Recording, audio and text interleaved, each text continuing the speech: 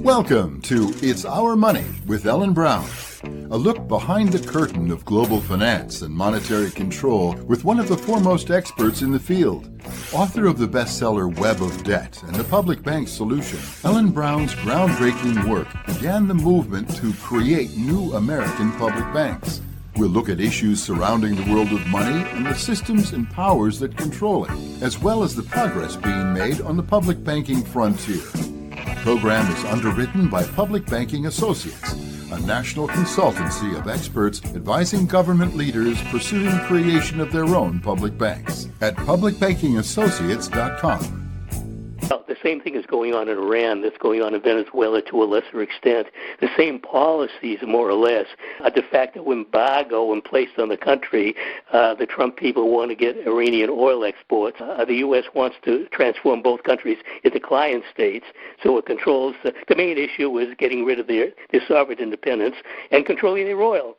Ellen's guest today, Stephen Lendman, has been an observer of international politics and economies for many decades, and he brings valuable perspectives to the emergence and reemergence of the grand stratagems in today's current events that are driven, as usual, by powerful private and political interests. Today, Ellen and Stephen will discuss how profiteering by international political and money interests continue to challenge the national sovereignties of many nations. But we'll also contrast those developments with how similar corporate interests have been dealt with on a local basis by taking a look at the challenges to local control in North Dakota and how they've played out. Hello, and welcome once again to It's Our Money with Ellen Brown. I'm Ellen's co-host and colleague at the Public Banking Institute, Walt McCree. In addition to hearing Ellen's conversation with Stephen Lendman, we'll return to another installment in the 100th anniversary retrospective of the Bank of North Dakota with Mike Jacobs, who is the historian and author of the Centenary book about the Bank of North Dakota. We'll walk through some of that bank's historical threads and the ways in which local sentiment and bank policies help to preserve local control. Such comparisons reflect the larger, dominant systems of monetary control that drive economic outcomes, of course. If money is tight, economies shrink, and prospects for broader wealth are diminished, particularly among the working class, as they're put under intensified pressures. When money and credit are more available, economies get fired up, and prospects and moods tend to lift. So it's important to note that these macro policies and the systems that operate within them are in lockstep at key points. For example, in China, it could be said that citizens are doing much better overall economically than their counterparts in the United States, at least from some metrics of analysis. Home ownership is one such metric that has been a part of the fabled American dream. Yet we see that this dream has been shattered for millions of Americans by the bank-driven financial collapse of 2008, from which we're still recovering. But that's not the only metric worth considering, and Ellen has a new article out that contrasts this disparity. So let's talk to Ellen about her new article that contrasts this disparity. So Ellen, your new article is called Why Can 90% of Chinese Families Afford Their Own Homes? You're kind of on dangerous grounds suggesting that another economic system might be more effective or even fair. Right. Well, we had this trade war going with China, supposedly because they are engaging in unfair trade practices, and so we're penalizing them with tariffs. And among those unfair trade practices are said to be that they basically exploit their workers by paying them slave-like wages. But if that's true, why is it that, as it turns out, 90% of Chinese families are able to own their own homes compared to only less than 65% of U.S. families? And for U.S. families, we don't really own our homes outright. More than 50% of the equity in the homes is actually owned by the banks. Whereas for the Chinese, 80% of them own their homes outright. So 90% of Chinese own their own homes, and 80% of those own them outright. So how is that possible when supposedly their wages are only 1/7 those in the United States? So that's what I was writing about. And the answer is, or my proposed answer is, that the Chinese government actually supports their people. They support their businesses, which is another thing we consider an unfair trade practice. What if we did the same thing? Maybe we would actually be as productive as they are. And they support their people with educational subsidies, transportation subsidies, and medical subsidies. Those are the leading ones. So they have a medical system that's similar to Canada's. Medical is like not a big issue for the people, whereas it is for us. And they support education so that it's like the old days in the U.S. where you used to be able to work your way through with a part-time job and come out with no debt. So student debt's not a big problem for them, whereas for us, the average student debt now is $37,000, and it takes 20 years to pay that off. So 70% of Chinese millennials already own their own homes. And there's no way. Well, 70% of their millennials, which amazing. Is people under 36. Yeah, whereas our millennials are lucky to be even making their payments on their student debt. Yeah, so. And I was surprised, shocked really, to see that, as you say, 80% of the homes, the Chinese homes, are owned outright. They don't have mortgages. They haven't gone to the banks. They haven't doubled the cost of their investment. That's just unheard of. And in China, on average, they go in with 50% down payment. Amazing. So, yeah. And the other thing that you point out in the article is that over 20% of the people have second homes. Yeah. Stunning.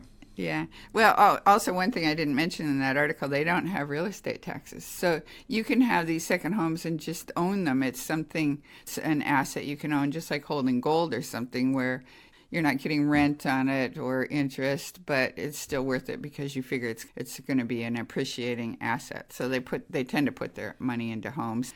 What you're illustrating is something that your new book, Banking on the People, what this illustrates about China is that a banking system can be built around, or at least an economic system can be built upon the stability of the lives of the people. And then there's the question of how does the government manage to find the money to support medical, or transportation, education, etc.? And the answer is they own 80% of their banks. So they're engaging in something called has been called qualitative easing, or they call it quantitative easing with Chinese characteristics. I see. Yeah. So instead of using quantitative easing, money issued by the central bank to support the banks, which is what our QE was about, they are using it to support the people and to support local industry. So we say, oh, they're cheating, they're supporting their local industries.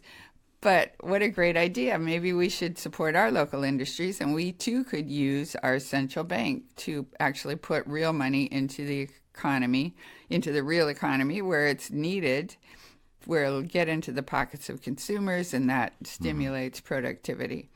So it does seem to me that in some ways we might be better off copying the Chinese system than punishing it for being too good of a competitor with ours. Yeah, interesting. I suppose we see some analogies to the Bank of North Dakota's history as well, that their bank, owned by the people, was able to adjust and to adapt to various unfavorable agricultural conditions and periods of great economic distress by doing things like having moratoriums on mortgage payments, by holding property even though the markets hadn't been there for years. That kind of flexibility of a people's bank is an enormous asset. Right, and China's central bank's called the People's Bank of China, and it really does seem to be serving the people and serving local industry. Yeah, we could do the same, and we should do the same, it seems to me, support our industries. Or at least what our central bank could do is to make zero-interest loans to state and local governments, which is, they did that for the banks. zero interest loans, and that's how they propped up the banks. Our state and local governments are responsible for the infrastructure in their areas, and they don't have the money. We need a new source of money. The issue always is whether that would be inflationary, but I argue that it wouldn't, that we actually have to get more money into the system, and we need to get it there every year. Only 15% of loans are currently go to business. The other 85% go to the financialized economy in the U.S. Yes. So that's money that trickles up and it never comes back. It gets caught in that financialized casino, where that would include housing, but existing housing, where you're bidding on houses that have already been built. You're not building new houses.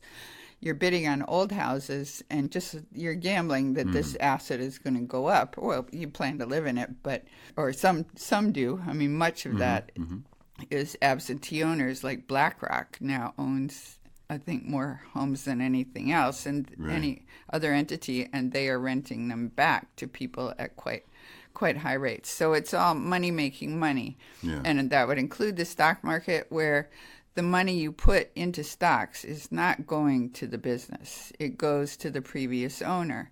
So again, it's a big casino where you're playing the greater fool thing, where you're gambling that you will find somebody to buy it for more money than you paid for it. So if only 15% of credit is going to businesses, and businesses produce things that raise supply, jobs.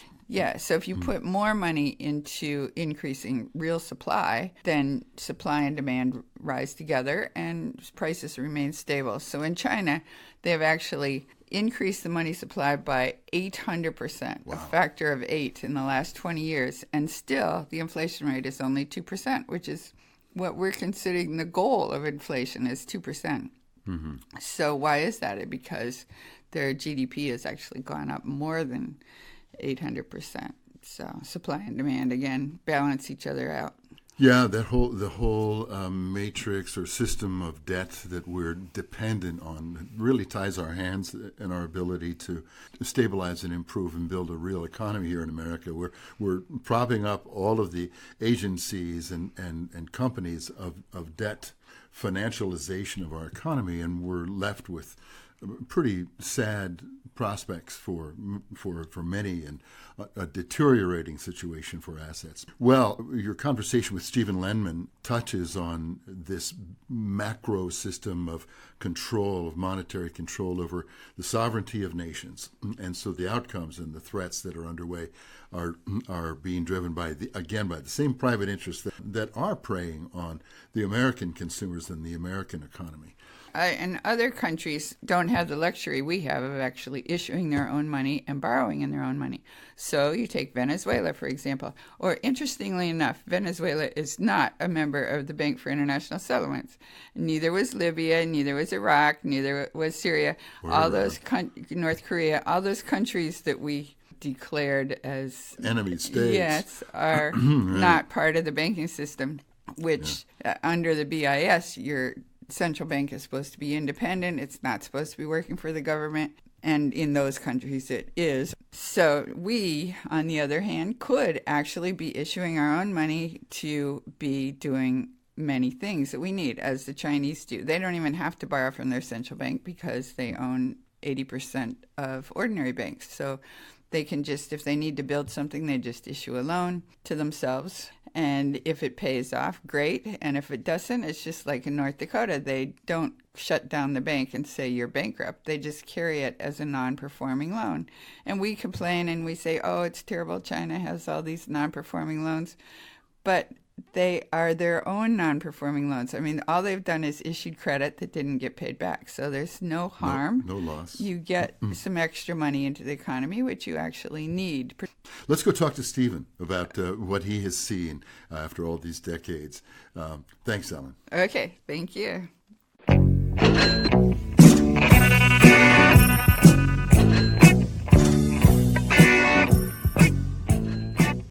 I'm speaking with Stephen Lendman, a prolific writer and syndicated columnist who hosted a radio show on this network for many years until he had to stop due to health issues. He interviewed me many times on that show and is still very actively writing. So great to be talking to you. Yeah, it's great to be on. I was on PRN for a good many years, and I'm still doing my best every day, but that my spirit is at its peak. And your brain is sharp. I mean, you generate like articles every day, which is amazing. So you're really peering into what's going on the international front particularly, and we have a lot of interesting developments right now. We seem to have a populist revolution going on in Europe. You've written about the trade war with China and Iran and developments in Venezuela and Ecuador. I wondered if you'd give us a little rundown on what's happening there and how we're not really getting the true story in the MSM. You've written that the situation is similar to Chile in 1973, where U.S. blockades of supplies and trade crippled the economy. And, of course, the leader gets blamed, but we are to blame, unfortunately, or it looks that way. So do you want to talk about that? Oh, yeah, well, the problem with Venezuela, Ellen, is, number one, its sovereign independence. It's a nation that the U.S. does not control. It's also a democratic nation. There aren't too many of those around. I think you have to really search far and wide to discover what countries really are democratic. It certainly is not very much the case when it comes to Western societies, especially the U.S. That's a different topic altogether. It's one I write about an awful lot. But Venezuela is very much democratic, social democratic. It also has the world's largest oil reserves, the prize that the U.S. covets. It's wanted that prize for a long time. It really had control over them. Big oil had control over them until Hugo Chavez was elected in December 1998, took office in February 1999, and then everything changed, and efforts have been to switch the state of Venezuela back to U.S. client state status ever since, and that's what's going on now. And, of course, Colombia and Venezuela share a common border, the same with Venezuela and Brazil, and the governments of Brazil and Colombia are very close U.S. allies. Right. Well, I also saw that in Haiti there were riots because they weren't getting their oil supplements from Venezuela. The Bolivarian Revolution that Chavez was attempting to pull off would have created independence for the Latin American countries, independence from us. Of course, they're theoretically democratically independent, but they're not economically independent, and that's what he was trying to do.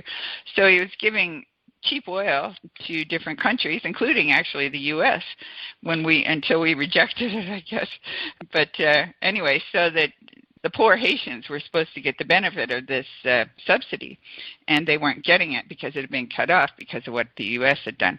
Anyway, it has ramifications all across the whole Latin American, among all those countries. So the Bolivarian Revolution involved, in Venezuela there was a new constitution that was passed that mandated free education, health care, and other social benefits. And, of course, by putting up a blockade, we've impeded the ability for them to get medicines. And anyway, you wrote an article on that as well. Do you want to talk about that? Oh, indeed. I was writing at the beginning when Guaido self-declared himself president. I was writing daily articles on Venezuela. I'm still writing a good many on the country because this is an ongoing story. It's not going away anytime soon. It could be going on months from now. Who knows? We'll have to see what next steps the people in Washington will take. But indeed, there's a blockade without an officially declared blockade going on.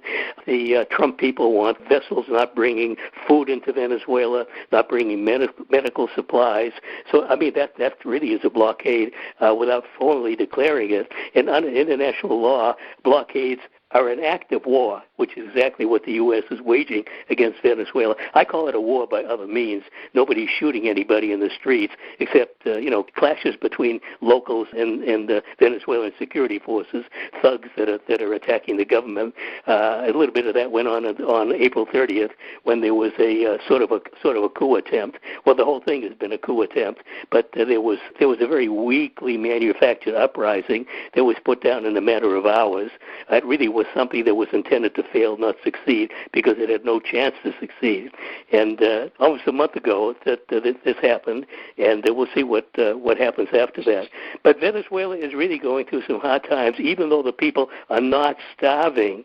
There's a food assistance program despite the high inflation, extraordinarily high inflation, the government is providing food, subsidized food, covering the vast majority of the cost for 6 million households, which is about two-thirds of the population. My math may be a little off on that, but the majority of the population. And President Maduro wants this increased to cover virtually any Venezuelan who wants this, who can't afford the price of food. Supermarkets are stocked with food and everything else. If you walked into a Venezuelan supermarket in one of the Caracas or in other cities and walked up and down the aisles, they would look like a U.S. supermarket. But the prices are way beyond what ordinary Venezuelans can afford because of inflation. So the government counteracts against this by subsidizing food, making sure no Venezuelans are starving. Even though media reports claim otherwise, it simply isn't true. But they're not getting the medicines that they need. There are Venezuelans that are dying because they simply don't have the medications that they need. Not in big numbers, but affecting a good number of people. Things are not normal in the country because of the economic, sanctions war, financial war going on against the country. And all of this is illegal, of course. Yeah, and the inflation is blamed on the government, on the Venezuelan government, but really it's the result of currency manipulation. I mean, it's really us that are doing it, just like with the Zimbabwe inflation, where they were in debt in U.S. dollars or in foreign currencies, which they couldn't generate themselves, and they really had no choice but to print the money in order to get this money, and then speculators, of course, just drove the price of the value of the local currency down, and that's what's happening here too. So it all has to do with currency speculation on foreign markets. It's not that he's printing money wildly to do things internally, and if you do print money for public purposes, it actually stimulates the economy, and we have lots of cases to demonstrate that. Well, the same thing is going on in Iran, that's going on in Venezuela to a lesser extent. The same policies, more or less, a de facto embargo placed on the country. The Trump people want to get Iranian oil exports, just like Venezuela. The main export is oil. In the case of Venezuela, it's something like 90 or 95% of Venezuelan exports, so it really is crucial to keep the oil flowing, and it's not flowing the way it should. And in the case of Iran, they have other exports related to oil, petrochemicals. They have a couple of other industries, and they're getting revenues from that. But there's a de facto embargo on the country to bring all its exports down to zero. The same objective against both countries. Inflation in Iran is also high, but nothing like Venezuela, maybe 40%, 50%, which is pretty damn high. And it's causing great duress for the people in the country. And again, all of this stuff is illegal. The U.S. wants to transform both countries into client states, so it controls. The main issue is getting rid of their sovereign independence and controlling their oil. Oil is a big deal, and Henry Kissinger said it well, Ellen, you know this, and I've mentioned it a couple of times in my articles. If you control oil, you control nations, what Kissinger said. And if you control money, you control everything. Yeah, and I even wonder, I mean, oil is just sort of an excuse because we could buy the oil. We could just buy it on the open market. It's not like it's difficult to get oil. It's because, like you say, we want to be in control. We want this full spectrum dominance over the whole world, basically. And it's not us. It's not we, the people. And, I mean, it's really this whole neocon thing that has been going on for, 20 years now, I guess. And somehow they always manage to get in and to control the government. Oh, indeed, at least through the post-9/11 era. And, just neocon heaven. And the neocons in Washington are on both sides of the aisle. There are plenty of people I call undemocratic Dems Ellen, that are just as extreme on the right as most of the Republicans. It's not the kind of government that I remember growing up in as a boy, that I remember a little bit during World War II in the 40s. But in the post-war era, I vaguely remember the end of the Roosevelt era. The Truman era I remember very well, and the governments after that. There were no Eisenhower Republicans in Washington now.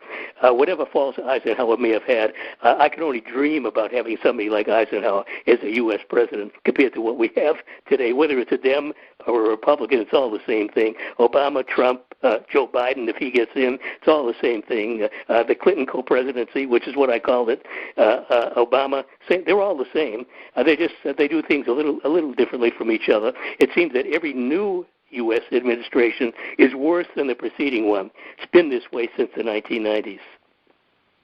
Well, the one sign of hope that I see, particularly with the Trump election, it really was a form of populist revolution. It was a protest vote against things as usual. And one thing about Trump, he certainly stirs things up.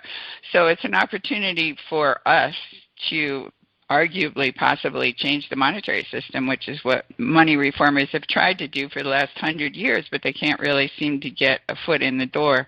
But now we have quite dangerous things going on, and we have a young people's revolution. They realize that they come into life with a raw deal. They don't have the benefits that we had when we were young. So they are insisting on change, and real change, not just a lot of arguing among politicians.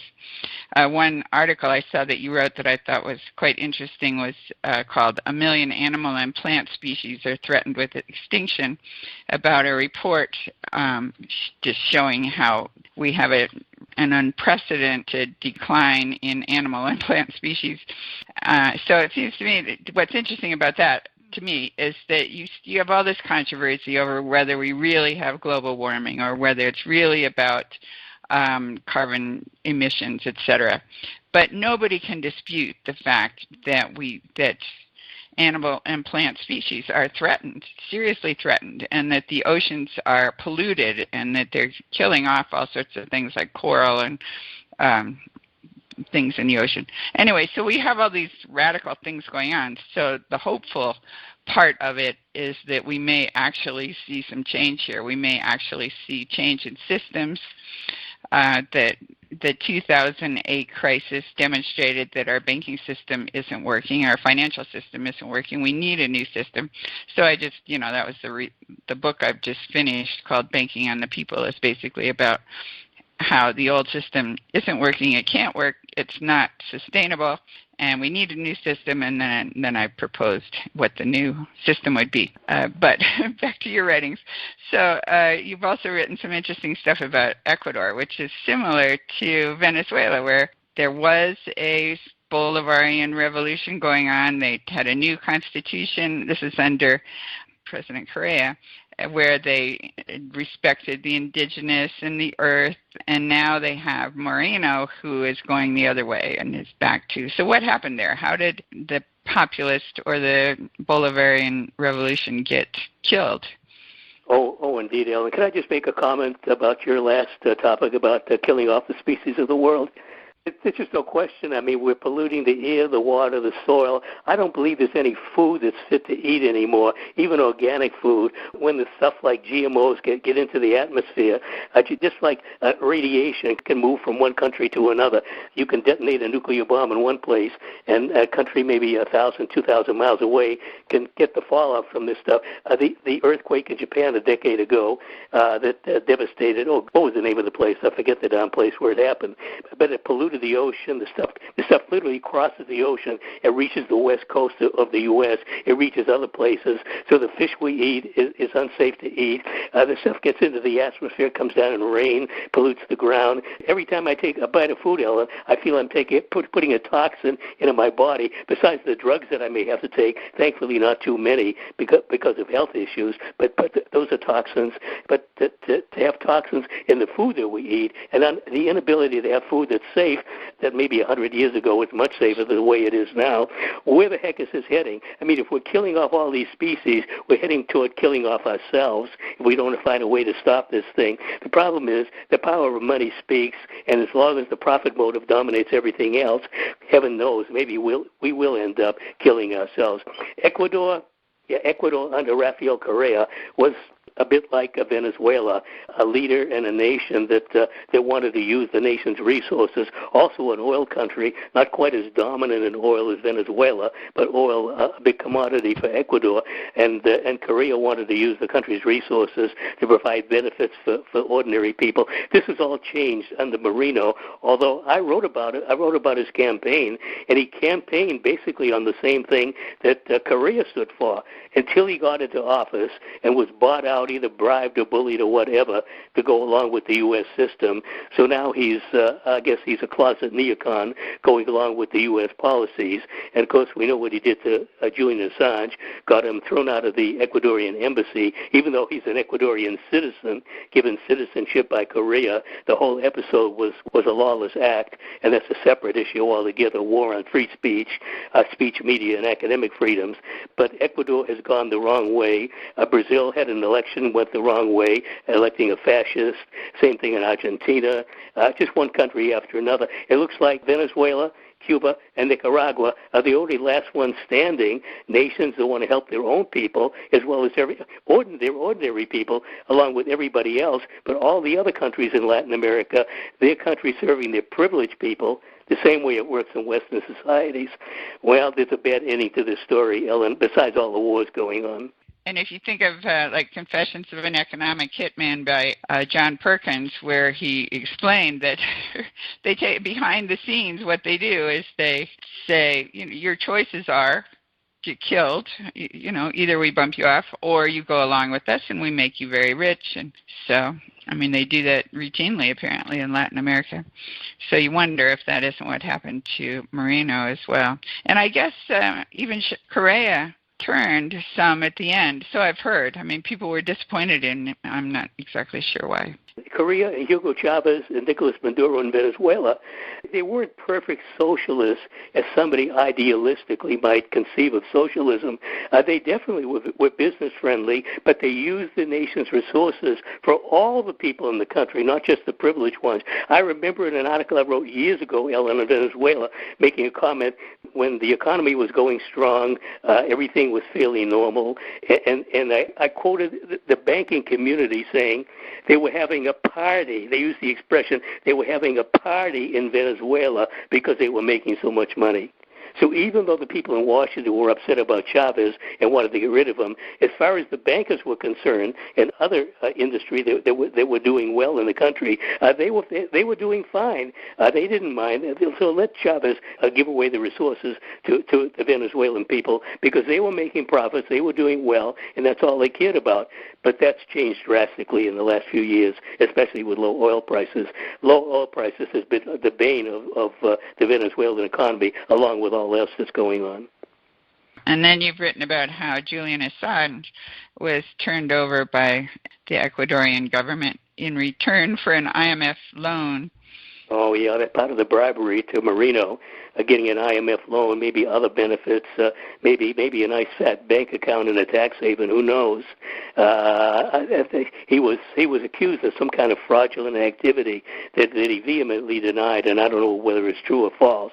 Probably something that would be very, very corrupt in his administration if it's true, and there may be some truth to it. But this is the way the U.S. always works, to try to win somebody over. The way Perkins explained it, they can either bribe or bully or do something to them to get them to come along, and usually they do. It has not worked in Venezuela, not under Chavez, not with Maduro, and that's the reason all this stuff is going on. It has not worked in Iran, has not worked in Cuba for nearly 60 years, hasn't worked in Nicaragua under the Sandinistas, and these are the reasons these countries are on the U.S. target list for regime change. Hopefully there'll be no war. I don't think there'll be a war with these countries, Ellen. There could be a war because sometimes things happen by accidents, not necessarily by design. So there could be a war with Venezuela, Iran, even Cuba. My goodness. I remember quoting Jack Kennedy long, long ago, saying that he couldn't believe he ever got suckered into the Bay of Pigs. The plot began during the Eisenhower administration, and he picked it up when he was elected president. And he called it one of the dumbest things he ever did as president. He never would go along with doing it again. So it never happened again. But it could happen now, something a lot worse than the Bay of Pigs.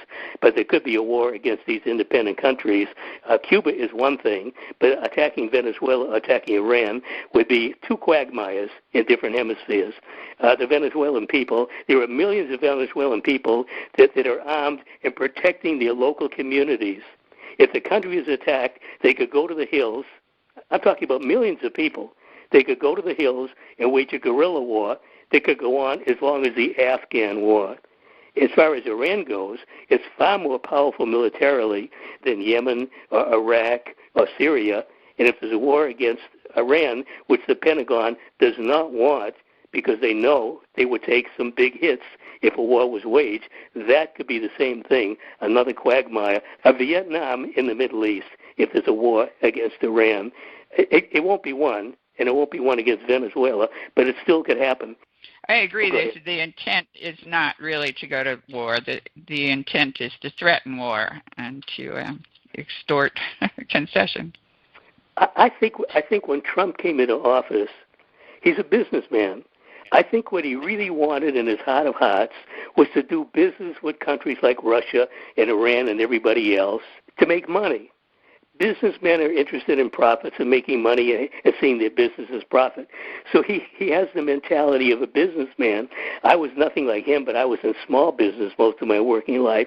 So I understand that. If you don't make profits, the business dies and you go find another line of work. So that was my dominant aim, to see that the business was profitable so we stayed alive. I think he really would prefer this. But Vladimir Putin, of all people, explained the way the U.S. system works when a new president comes into office. And he said something to the effect that when he comes into office, people, men, whatever, in black suits show up, just like the one I'm wearing, he said, with briefcases, and they explain the facts of life to the new president. This is the way the system works. This is what you'll do. And if you don't do it, well, you may not be around very long. And it's true. Jack Kennedy went against the grain. We know what happened to him. The lesson has not been lost on his successes. So you either go along with the system or you may not be president very long. So I think Trump got that explained to him. I remember something about Clinton when he became president. The way the bond market, you need to please the bond vigilantes if you're going to make it as U.S. president. And he didn't understand it at the beginning, but he's a guy, and he figured it out very fast. So he realized this is the way you have to play the game.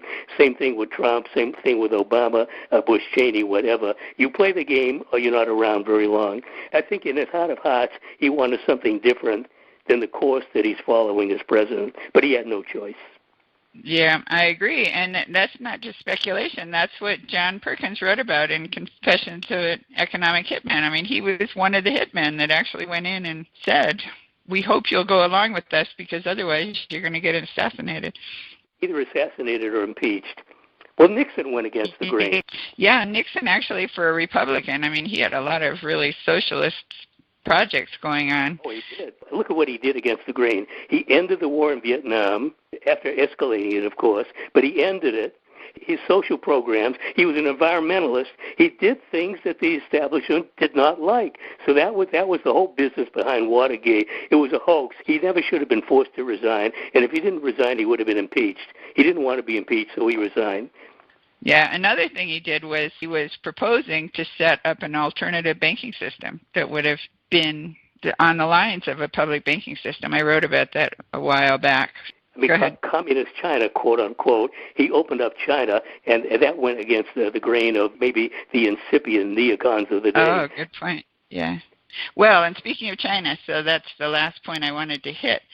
You've written about the trade wars and blacklisting Huawei and its affiliates and how we're kind of shooting ourselves in the foot with all that. Oh, it's a real big issue. It's as big as anything else going on geopolitically. I think the so-called trade war is a lot less about trade, Ellen, than it is about wanting to undermine China's aim to become an economic, industrial, and technological powerhouse, especially the latter. And I mean, China is heading for being the world's largest economy one day on what's called a purchase price basis, what a basket of goods costs in the U.S. versus China. It already is the world's largest economy, but on a GDP basis, it's got a long ways to go. But it's on a track growing much faster than the U.S., so maybe in a decade or two or three, whatever, it will be the world's largest economy the way it's going. It's making great strides technologically, financially. It will be the dominant country in these areas one day, and the reason for the so-called trade war with China is to undermine these things from happening, and the trade deficit is a minor issue by comparison. So the whole idea is wanting China marginalized and isolated and undermined and contained. The same thing going on against Russia. That's what the trade war is really all about. And it worked against Japan in the 1980s. Something similar was done with Japan, and Japan succumbed to U.S. pressure. China is not Japan, and China will not succumb the way Japan did. And look what happened to Japan. 3 decades of stagnation following the 1980s because it went along with the U.S. system during the Reagan-Bush era. Well, China knows the lesson of Japan, and it will not go along. It will not make the same mistakes that Japan made, and that's what's bugging the Trump people. They can have as many rounds of trade talks as they want. They'll get China to compromise on some things, but it will not sacrifice its long-term aims. And Xi Jinping, the president of China, some days ago, in a speech that he made, said, China is going on a long march again. What happened in the 1930s for a couple of years, communist China besting nationalist China. So there's an economic long march going on that he's behind, and all of the ruling authorities are behind this, refusing to surrender to the U.S. on giving up its long-term economic and industrial and technological aims. It won't do it. So what's going to happen as a result? Good Lord, I don't know what's going to happen, Ellen, but possibly anything could happen, even war by mistake. And I think the Chinese are probably more willing to sacrifice than we are. I mean, they're more willing to hold out. I've read that one edge they have on us is that they produce 90% of rare earths, which are necessary for various high-tech products like cell phones. So, I mean, they could really hurt us, even just in individual markets. So we, the people, are going to suffer while we have this power struggle going on. And their people as well. Indeed. America's industrial base was relocated from the U.S. to China and other low-wage countries. China, I mean, these companies are important for China's economy, so it doesn't want to stifle the business that they do, but they can obstruct it in a lot of ways. They can have customs delays. They can do all kinds of things that make it very onerous for U.S. companies to do business, not so much that they might want to leave China. They can move to other countries, but some of the same stuff could happen to them. But China can strike back at the U.S. in a number of ways. China imports from the U.S. I forget the exact numbers. It'd be $120 or $30 billion annually, and it's about maybe $350 billion, maybe $400 billion that China exports to the U.S. So the trade deficit is huge between the two countries. But that really isn't the issue. It's a minor issue. This has been going on for decades, and only the Trump people have been making a big issue out of it. But the real issue is wanting to undermine China's growth. Its aims to become a powerhouse country. That's the real issue. And there's also a military side of it as well. China is strong militarily. It's a nuclear power. There's a lot of U.S. provocations in the South China Sea that China is very upset about. Something could happen, that there could be a confrontation accidentally over that.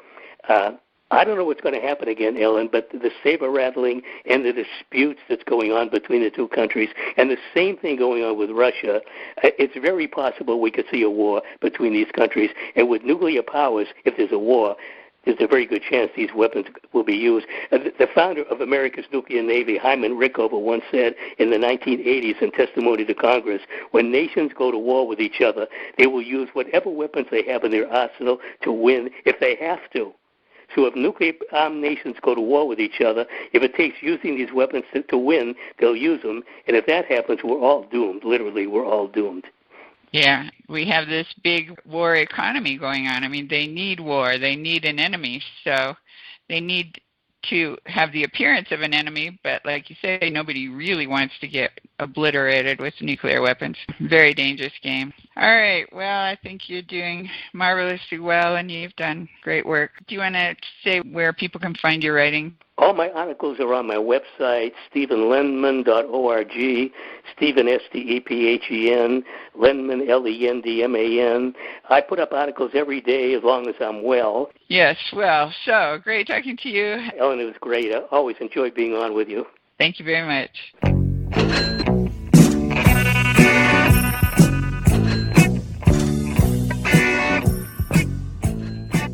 We have a lot to learn about the depth of the impact that the Bank of North Dakota has had on that state over the past 100 years, so we get value from hearing about the ways in which this publicly owned bank accommodated the needs and potentials of that changing, growing, and challenged community.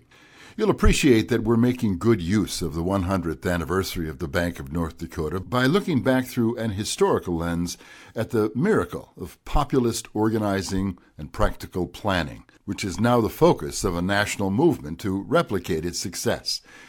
The Bank of North Dakota demonstrates that banking owned by and for the people of a region can be a powerful agency for protection and stimulation of common needs and goals. North Dakota is not an easy place to make a living, whether in farming or other land-based enterprises that rely on the environment and interpersonal community dependencies. North Dakotans have survived floods, freezes, and some frauds, and given us an inspiring example of how folks can work together to adapt and to thrive. Among those unique aspects are some of the laws they've created to protect their economic resources from the overpowering impacts of outside capital interests, such as Wall Street banks, monopolistic industries, and agricultural giants.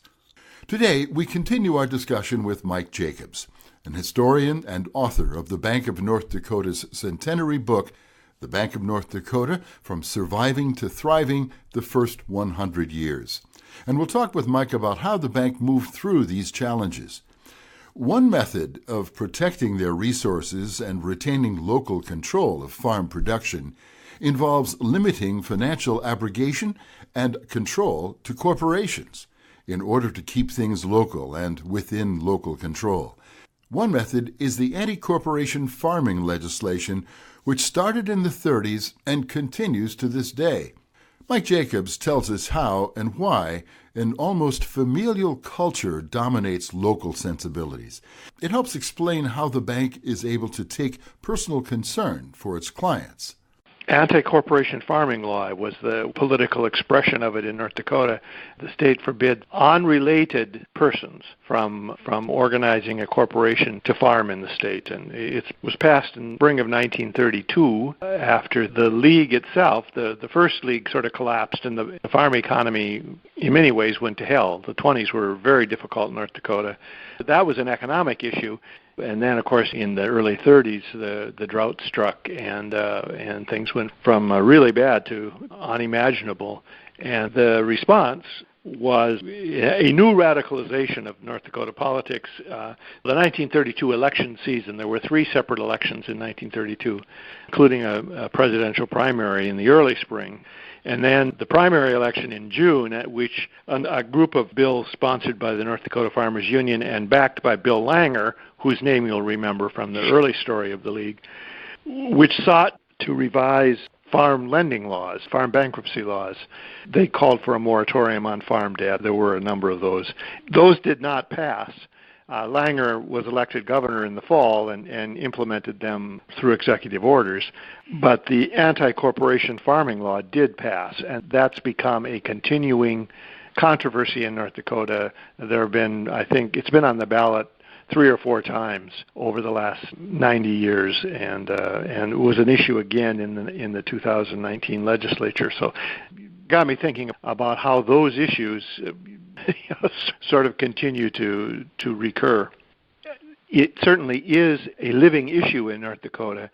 The most recent iteration of this arose in the 2015 session when lawmakers moved to amend the anti-corporation farming law to allow hog and dairy producers, basically feedlot operators, to incorporate and to own land.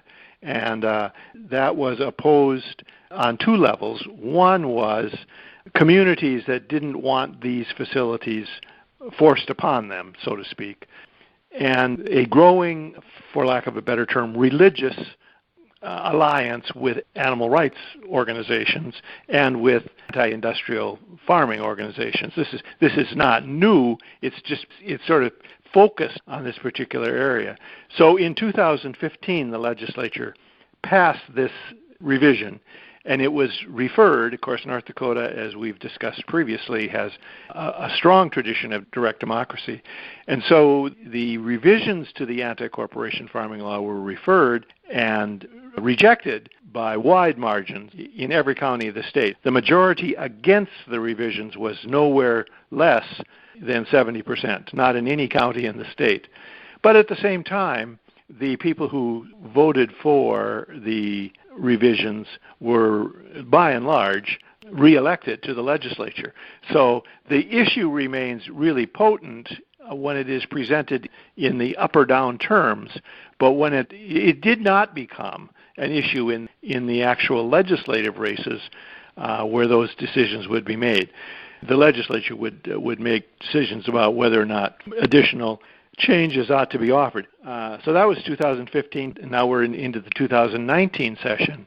It takes 4 years for this whole thing to roll through the political system because we elect legislators to 4-year terms and stagger them so that half are elected in presidential years and half in off years.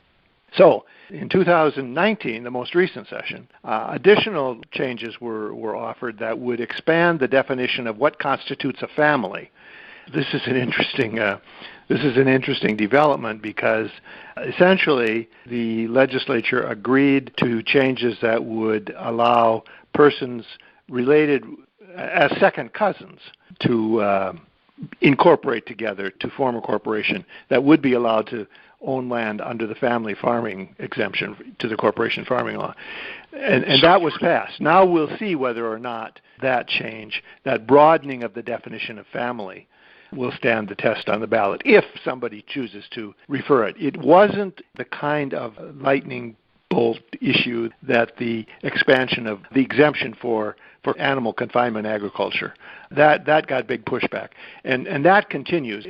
Every time a hog feeding operation, a finishing operation is suggested, there's a big pushback. The current one is near Devil's Lake, a freshwater lake, and basically the opponents of the farm are saying, the choice is farming or fishing, farming or fresh water, and very tough pushback against that farm, which is owned by individuals. They're not incorporated, to my knowledge.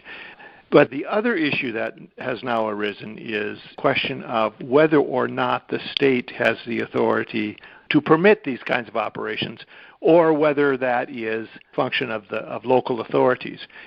So those kinds of issues continue to churn in the state. The interesting thing, of course, about increasing the degree or lessening the degree of consanguinity is that we have gotten to the point now in North Dakota where we're not talking about fathers and sons or fathers and children, but we're talking about the third or fourth generation. So we're getting to grandparents and grandnieces and nephews who would be second cousins. So it's a testimony to the passage of time. You're describing a landscape of very personal relationships. Yes. In a state that is using agribusiness, the financing for that might very well come out of New York Wall Street banks, large financial institutions, whereas in North Dakota, 100% of the agricultural lending, I guess, I should say, that the agricultural lending, which was a primary part of the bank's portfolio, right? Right. Is going to the people, going directly into some sort or some sense of family responsibility. Yes, that would be true. The core of the argument in favor of the revisions to the corporation farming law, of course, is that incorporation is a way to spread risk. So if you have a corporate structure, the chance of a catastrophic credit failure would be less because the debt would be distributed among a larger number of entities, some of which would be very large, so that a debt on a quarter section of land in Grand Forks County would be almost immaterial. The trouble, of course, is that well-run corporations mind their debt, and if they have non-producing assets, they tend to shed. So potentially, at least the critics of this system would say, it leads potentially to instability. And that's the big problem, of course, that the bank had to confront in the 1930s when there was essentially a complete collapse in the rural credit system. And so the solution to the credit problem was addressed through centralized banking on the state level. And over the years, that has proven to be successful because the bank has been in a position to extend freer credit, shall we say, less expensive credit, to individual borrowers, often in cooperation with local private banks. That continues to be one of the bank's major lines of business, agricultural lending.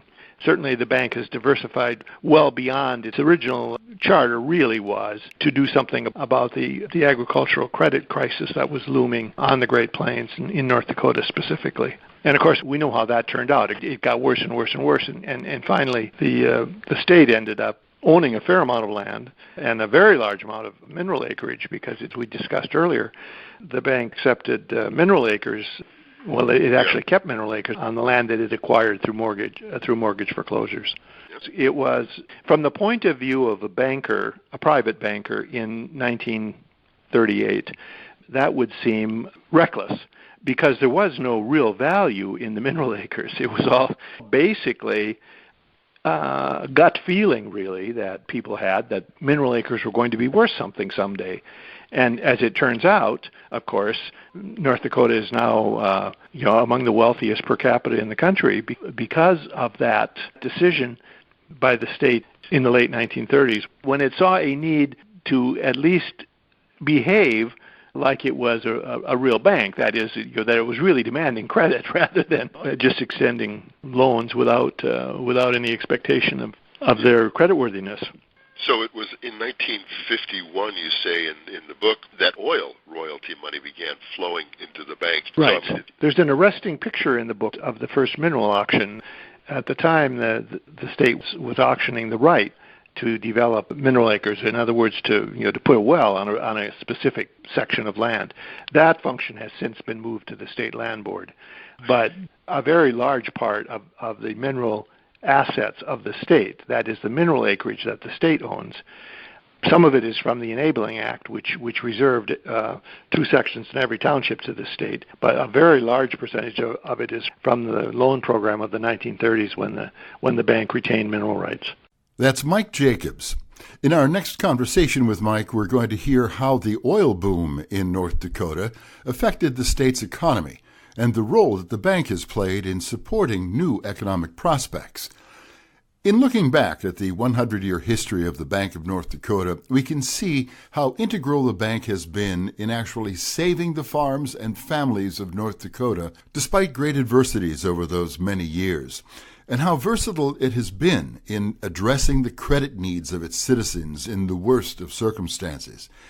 You'll find the whole story of this remarkable miracle on the prairie in the Centenary retrospective book called The Bank of North Dakota, From Surviving to Thriving, The First 100 Years, authored by our guest, Mike Jacobs. You'll find the book illustrated and available on the Bank of North Dakota website, through your local bookstore, or through online retailers. Well, that's it for this edition of It's Our Money with Ellen Brown. Our thanks to our guests, our sponsor, Public Banking Associates, and to you for listening. Be sure to check out Ellen's latest writings on the economy and the changing world of money by visiting ellenbrown.com. And for more information on public banking, visit publicbankinginstitute.org. For information on how local and state government leaders can obtain professional insight and counsel about public banks from key national experts, visit publicbankingassociates.com. I'm Walt McCree. See you next time on It's Our Money with Ellen Brown.